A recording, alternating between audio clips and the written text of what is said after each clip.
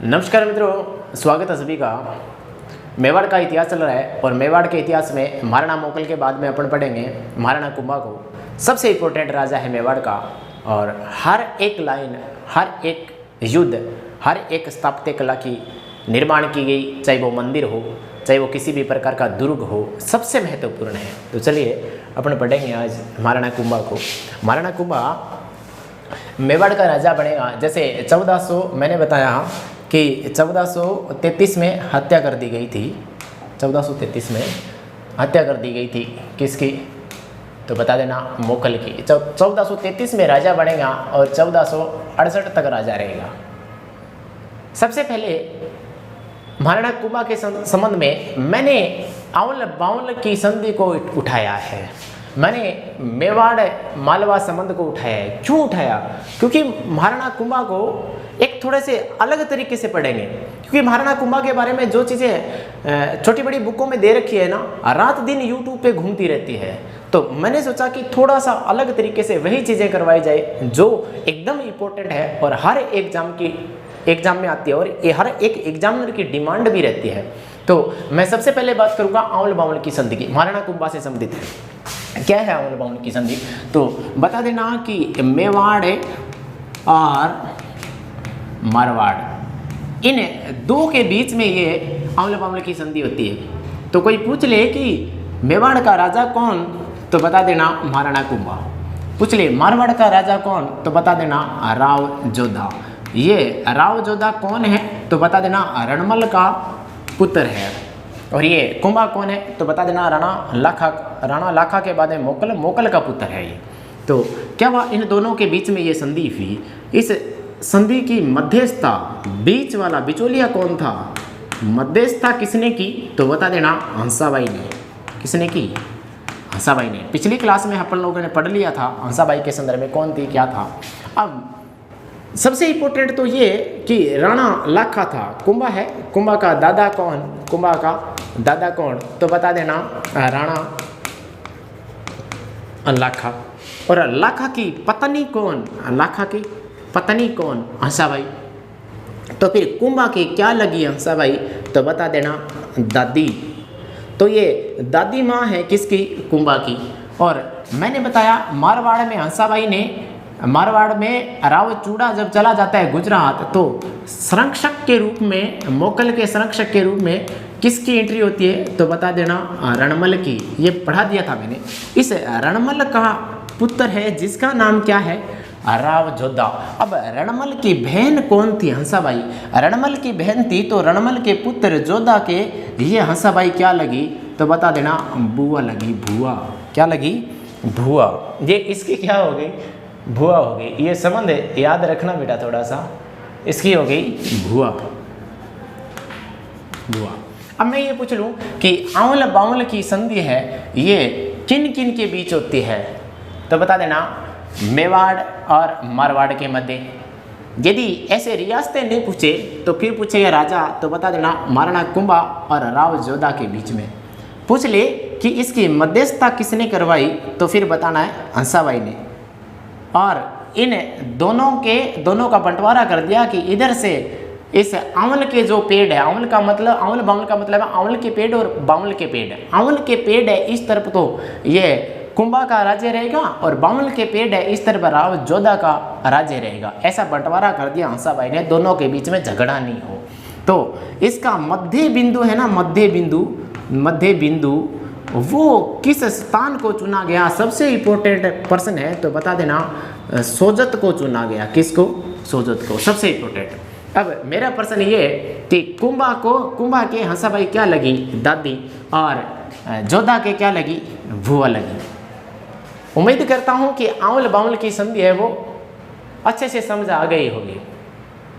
अब बात करता हूँ मैं मेवाड़ और मालवा संबंध की।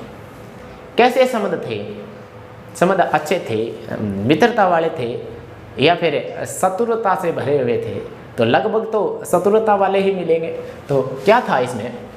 मेवाड़ का राजा कौन, तो मेवाड़ का राजा बता देना महाराणा कुंभा। और मालवा यानी गुजरात, मालवा का राजा कौन, तो बता देना मालवा का राजा महमूद खिलजी फर्स्ट। मालवा का राजा कौन, तो बता देना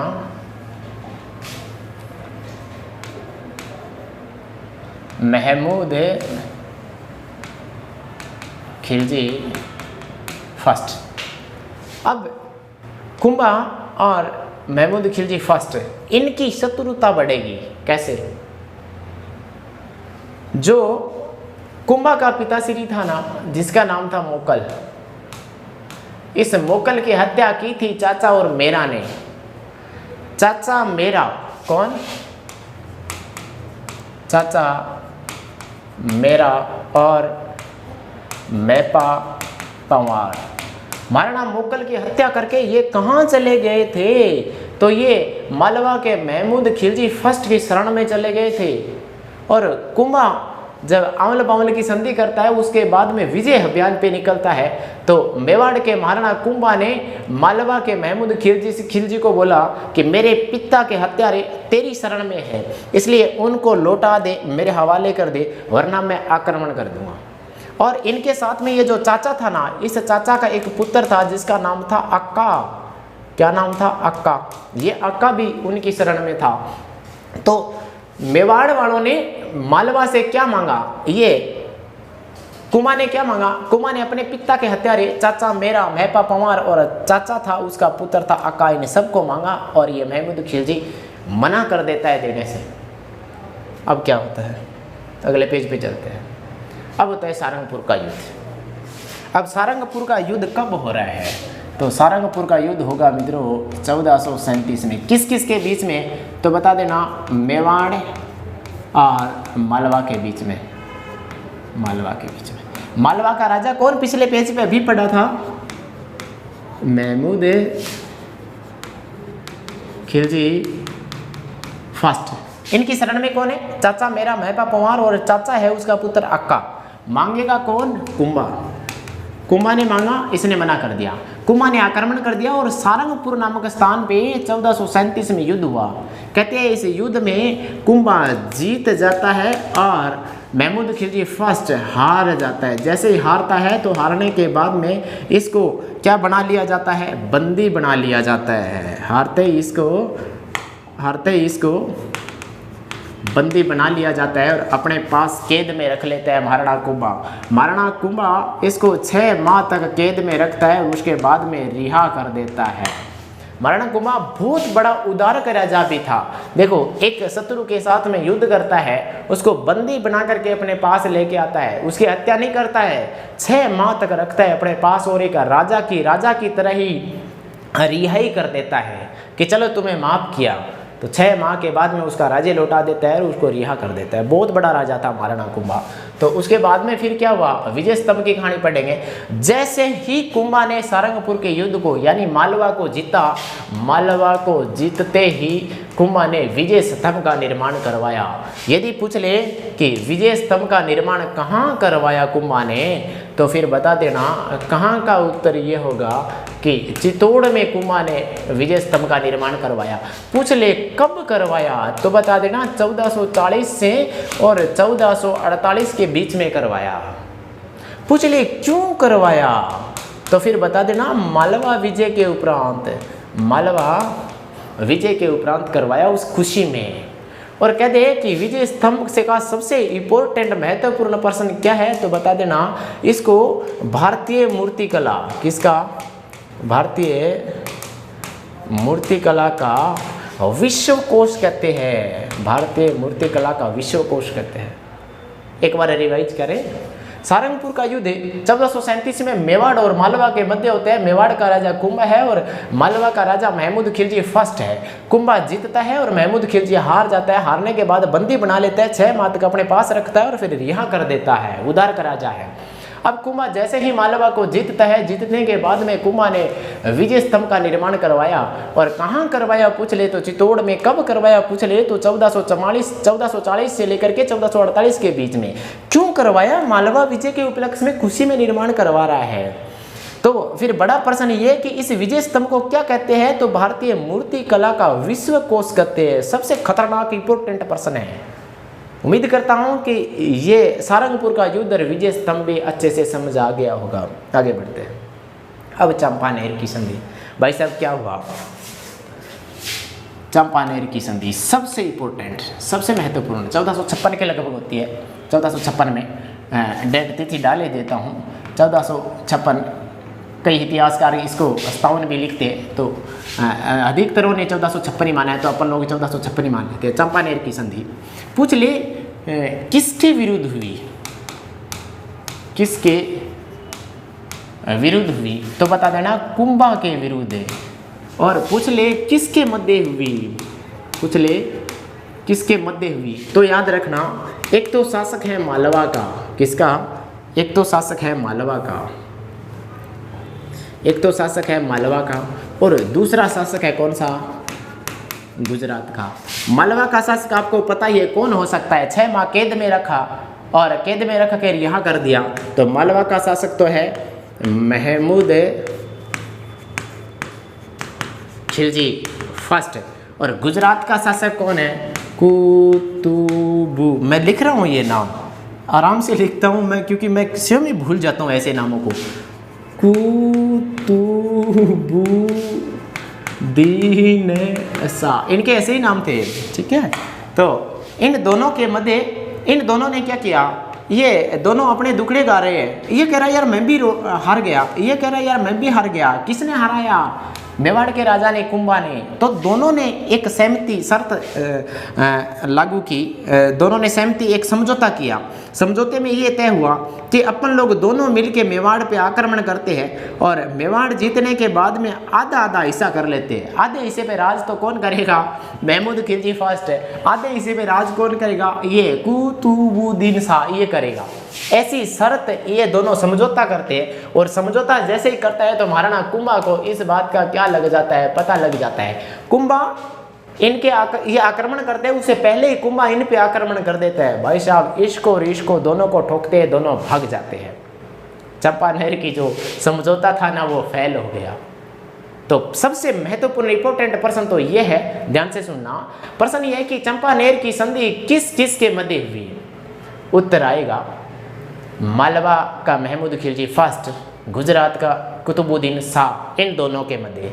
पूछ ले कि चंपानेर की संधि किसके विरुद्ध हुई? तो बता देना कुंभा के विरुद्ध। क्या चंपानेर की संधि के बाद महाराणा कुंभा हार गया था कि नहीं? तो कौन हारे? मालवा और गुजरात के दोनों शासक हार के भाग गए। उसके बाद यदि बात करें उन्माद की, उन्माद क्या है? तो बता देना उन्माद एक रोग है।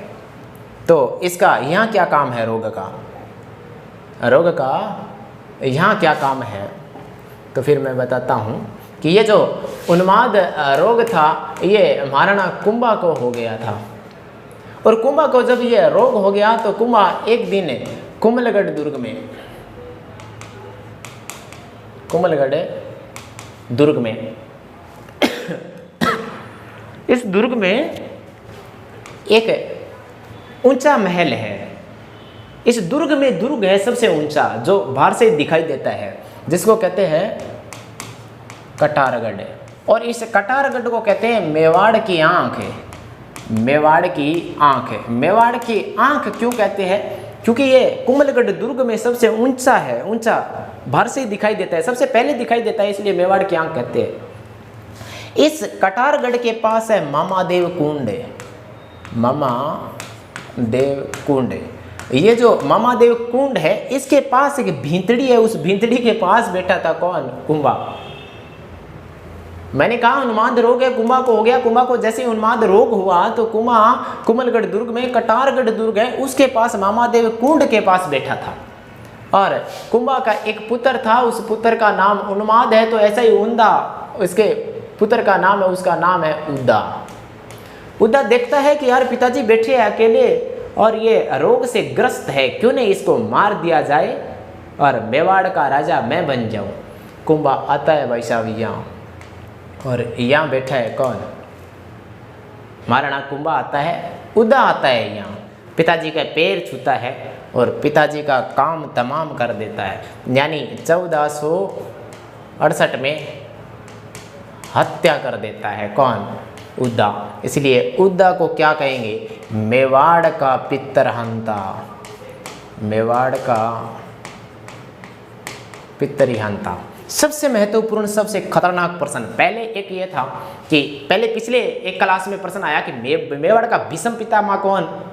तो राणा चूड़ा। पूछ ले मेवाड़ का पितरहंता कौन? तो महाराणा उद्दा। उद्दा किसका पुत्र था? कुंभा का था, कुंभा की हत्या कर दी, इसलिए इसको क्या कहेंगे? मेवाड़ का पितरहंता। उम्मीद करता हूं कि यह माजरा भी समझ में आ गया होगा। आगे बढ़ते हैं।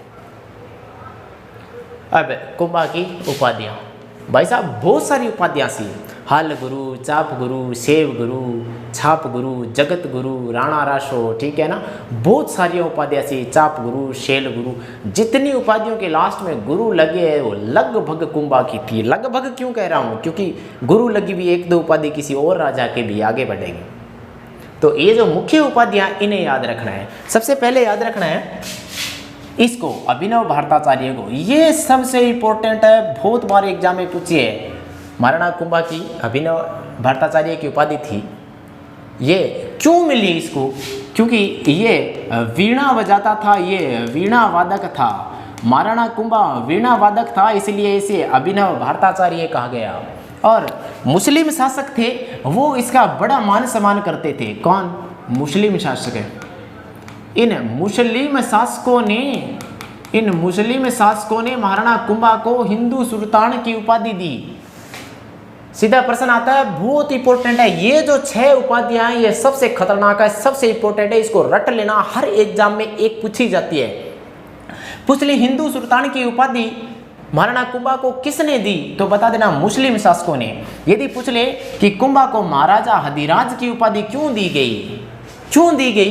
क्यों का अर्थ ये कि महाराणा कुंभा राजाओं के राजा थे, राजाओं के राजा थे, इसलिए इसे महाराजा अधिराज कहा गया। पूछ ले सेल गुरु क्यों कहा गया? सेल गुरु तो बता देना युद्ध विजेता, युद्ध का राजा, युद्ध विजेता होने के कारण उसको सेल गुरु कहा गया। युद्ध करने में बहुत निपुण था ये। यदि पूछ ले चाप गुरु क्यों कहा गया? तो फिर बता देना धनुर्विदा। धनुर्विदा, धनुर्विदा में ये निपुण था, इसलिए इसको उपाधि दी गई। कौन सी? चाप गुरु की।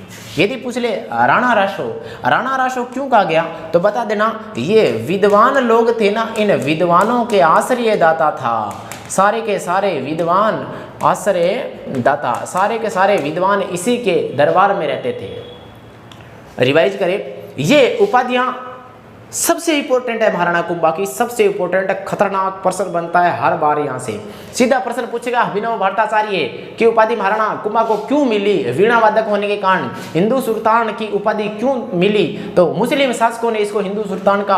और महाराजा अधिराज क्यों कहा गया? तो बता दीजिए मित्रों कि ये राजाओं का राजा था, इसलिए हिंदू सुल्तान कहा गया। सेल गुरु क्यों कहा गया? क्योंकि ये युद्ध में निपुण था, इसलिए इसे सेल गुरु कहा गया। और चाप गुरु क्यों कहा गया? क्योंकि ये धनुर्विद्या में निपुण था, इसलिए इसको चाप गुरु कहा गया।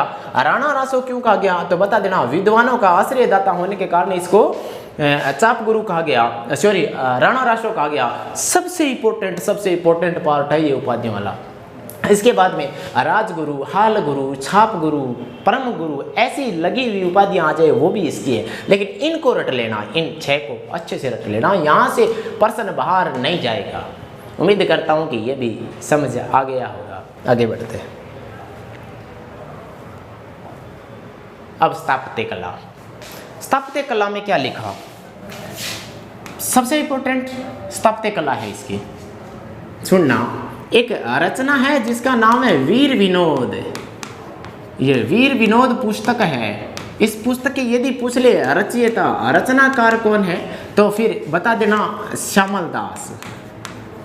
श्यामल दास, श्यामल दास अपनी पुस्तक वीर विनोद में लिखते हैं कि मेवाड़ में कुल 84 दुर्ग है। मेवाड़ में कितने दुर्ग हैं? 84। इन 84 में से 32 दुर्गों का निर्माण अकेले महाराणा कुंभा ने करवाया, इसलिए महाराणा कुंभा को स्थापत्य कला का क्या कहा जाता है? जनक है। यानी महाराणा कुंभा का काल मेवाड़ में स्थापत्य कला का स्वर्ण काल कहलाता है।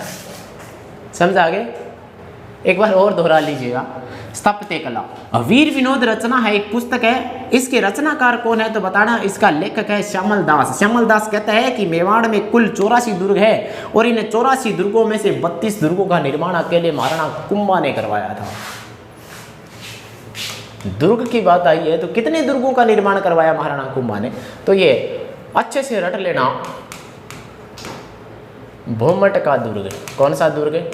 भोमट का दुर्ग, बेराट का दुर्ग,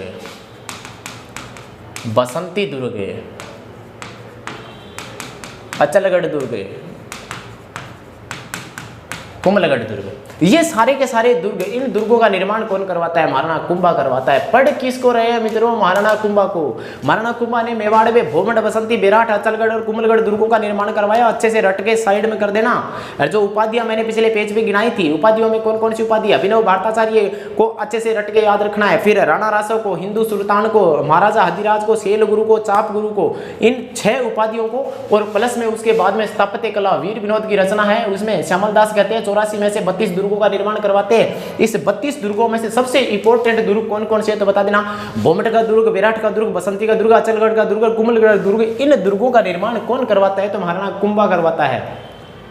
उम्मीद करता हूं कि स्थापत्य कला में ये माजरा भी समझ में आ गया होगा। कुंभा लंबा है मित्रों, धैर्य बना के रखना, पूरा वीडियो देखना, मजा आ जाएगा। इसके बाद में कुंभा के संबंध में कोई प्रश्न है वो बाहर नहीं रहने वाला है। अगले पेज पे चलते हैं। मंदिर, यदि पूछ ले महाराणा कुंभा ने कौन कौन से मंदिरों का निर्माण करवाया है तो मंदिरों में आपको याद रखना है कि एक तो कुंभ श्याम मंदिर, कुंभ श्याम मंदिर, एक तो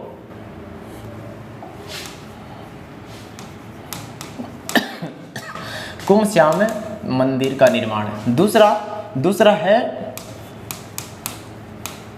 रणकपुर का जैन मंदिर। यदि पूछ ले तीसरा तो तीसरा है सॉरी तीसरा है श्रृंगार चंवरी मंदिर, इसका निर्माण भी कुंभा करवाता है। चौथा है मीरा मंदिर। ये जो 4 मंदिर है इसको इंपॉर्टेंट लगा के रट ही लेना। यदि पूछ ले महाराणा कुंभा ने किन किन मंदिरों का निर्माण करवाया तो इन 4 मंदिरों से बाहर एग्जामिनर कोई प्रश्न नहीं पूछता। बार बार पूछा जाता है कि कुंभ श्याम मंदिर का निर्माण किसने करवाया तो महाराणा कुंभा ने।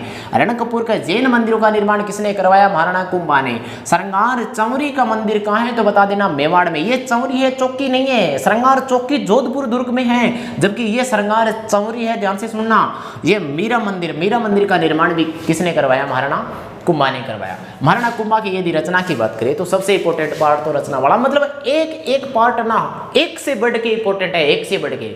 अच्छे से रट लेना इनको। पूछ ले रचना की बात करें तो रचनाओं में अपन लोग पढ़ेंगे संगीत रत्नाकर, ये इसकी मुख्य रचना है। कहते हैं कि महाराणा कुंभा की सभी रचनाओं में सर्वश्रेष्ठ रचना है। उसके बाद में पूछ ले तो बता देना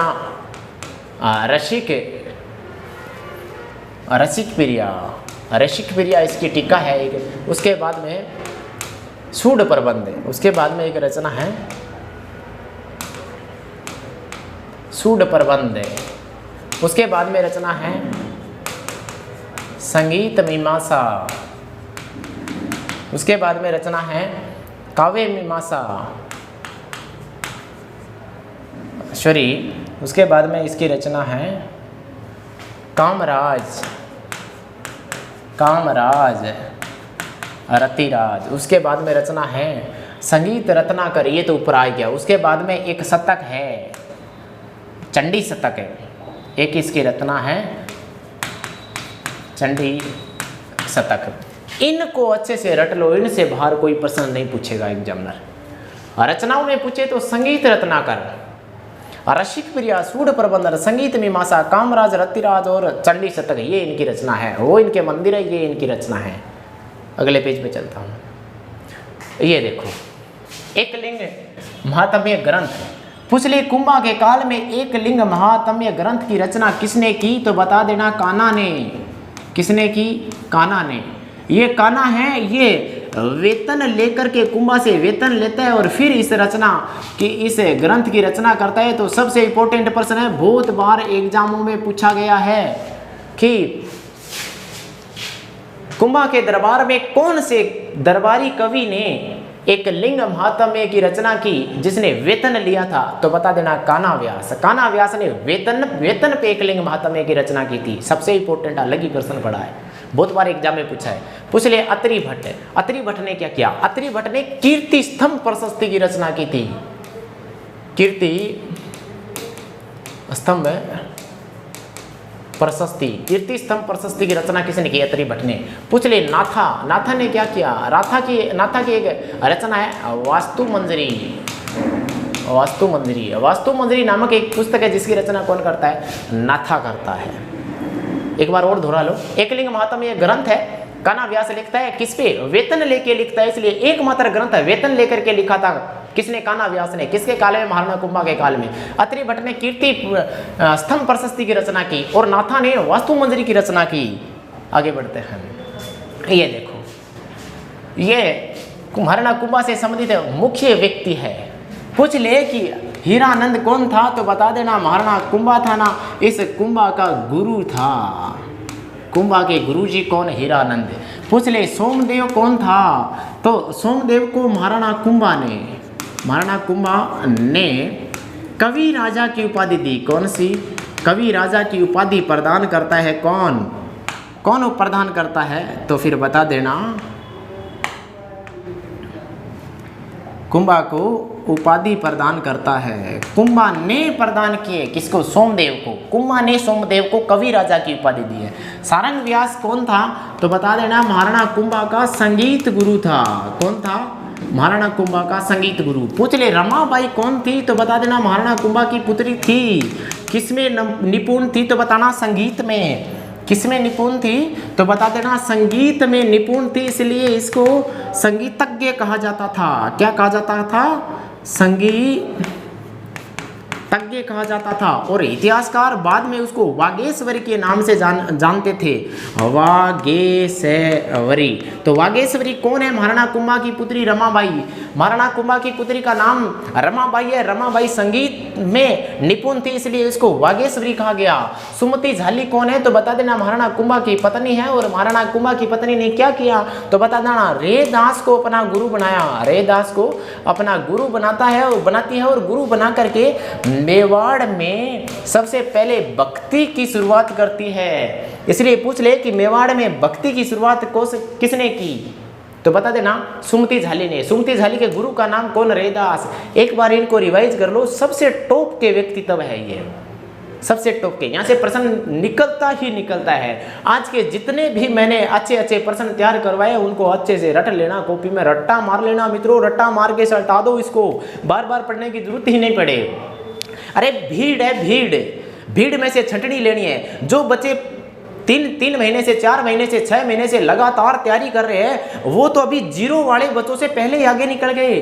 कुछ लोग मेरे जैसे बछीड़नाथ ऐसे जो ये सोचते हैं कि यार भर्ती नहीं आई अभी तक है। जब भर्ती आएगी तब फॉर्म भरा जाएगा। फॉर्म भरने के बाद में हमें 2 महीने मिलेंगे, उस 2 महीने में अच्छी सी तैयारी कर लेंगे। कैसे कर लोगे तुम लोग तैयारी? चलो ठीक है, मान लिया तुम तैयारी कर लोगे, लेकिन उन तुम्हारे प्रतिभागी प्रतिद्वंदियों का क्या करोगे जो लगातार 12 महीने से तैयारी कर रहे हैं? फॉर्म आने के बाद में उसने अपनी स्पीड ज्यादा बढ़ा दी तो वो 12 महीने पहले ही आपसे ऊपर चले गए।